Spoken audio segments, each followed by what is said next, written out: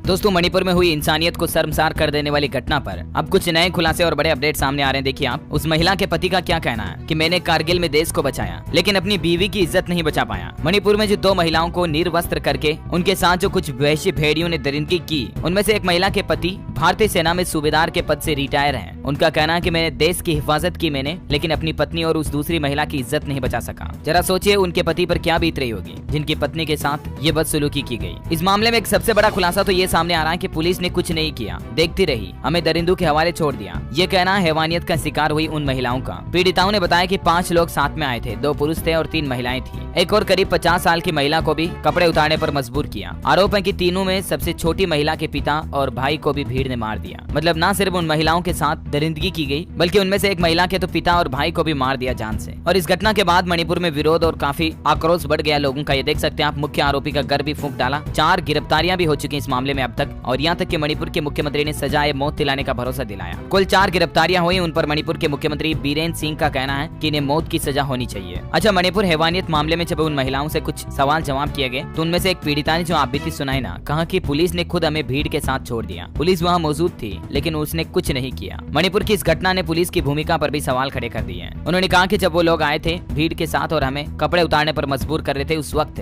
Police भी उस भीड़ के साथ थी जो हमारे गाँव पर हमला कर रही थी। पुलिस ने हमें घर के पास से उठाया और गांव से थोड़ी दूर ले जाकर भीड़ के साथ सड़क पर छोड़ दिया। यहाँ तक कि पुलिस ने उन्हें उन उपद्रवियों को सौंप दिया जिन्होंने उनके साथ ना इंसानियत भरी खौफनाक हरकत की। अब जरा सोचिए, मणिपुर की पुलिस भी क्या उपद्रवियों को सपोर्ट कर रही है? मणिपुर सरकार आखिर इतने दिन हो गए कर क्या रही है? सबसे बड़े सवाल खड़े होते हैं मणिपुर के मुख्यमंत्री एन बीरेन सिंह पर हाथ धरे बैठे रहने से काम थोड़ी चलेगा। उत्तर प्रदेश में देखो योगी सरकार किस तरह से एक्शन लेती है, उस तरह का सीएम होना चाहिए ताकि किसी की हिम्मत न हो, हिमाकत न हो कि किसी के साथ इस तरह की घिनौनी घटना को अंजाम दिया जाए। भले ही हमारे देश के प्रधानमंत्री नरेंद्र मोदी ने भी इस पर चुप्पी तोड़ते हुए कहा कि आरोपियों को बख्शा नहीं जाएगा इस मामले से जुड़े किसी भी। और घटना के बाद अब सीएम एन बीरेन भी सामने आते हैं और कहते हैं कि मौत की सजा सुनिश्चित करने का प्रयास करेंगे। लेकिन घूम फिर कर मसला वही है, 10 दिन 15 दिन 1 महीना निकलेगा, सब भूल जाएंगे। एक्शन वाकई में सख्त और त्वरित होना चाहिए। आखिर क्या कर रही है हमारी सरकारें? जनता सवाल पूछती है। इससे अच्छा तो लोगों को देखिए जरा, उन्होंने गुस्से में आकर महिलाओं के साथ नीच हरकत करने वाले आरोपी का घर फूंक दिया। क्या सरकार ने चलाया उनके घर पर बुलडोजर? क्या सरकार ने उनके घर को तबाह किया? करना चाहिए था, बिल्कुल करना चाहिए था। भले ही हमारा संविधान और कानून ये हमें इजाजत नहीं देता है, लेकिन जब पानी सर से ऊपर निकल जाए ना तो और कोई चारा नहीं बचता है। तभी तो योगी सरकार का बुलडोजर मॉडल इतना सफल है। खैर, सरकार चाहे कुछ करे या ना करे, लोगों ने तो अपने गुस्से के लिए बदले की आग शुरू कर दी है और इस उपद्रवियों के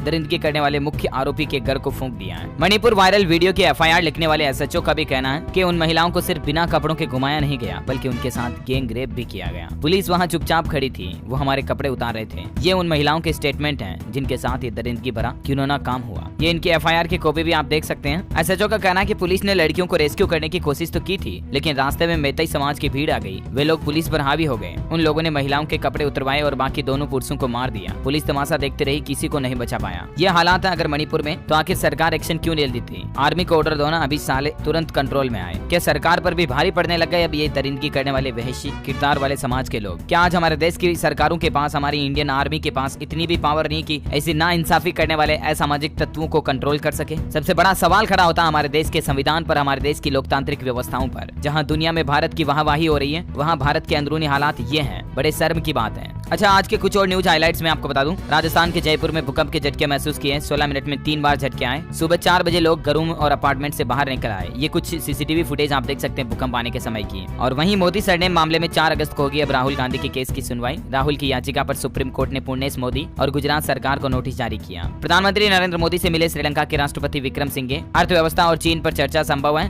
NSA डोभाल बिजनेसमैन अडानी से भी मुलाकात की। तो दोस्तों, ये मणिपुर मुद्दे समेत देश की कुछ बड़ी खबरें आपको जानने मिलेगी। आपकी क्या राय और विचार है इस मुद्दे से संबंधित, कमेंट करके बताइएगा मुझे। और बाकी ज्यादा से ज्यादा इस वीडियो को शेयर करना ताकि सरकार, पुलिस प्रशासन की सच्चाइयां लोगों तक पहुंच पाए। जय हिंद, जय भारत, वंदे मातरम।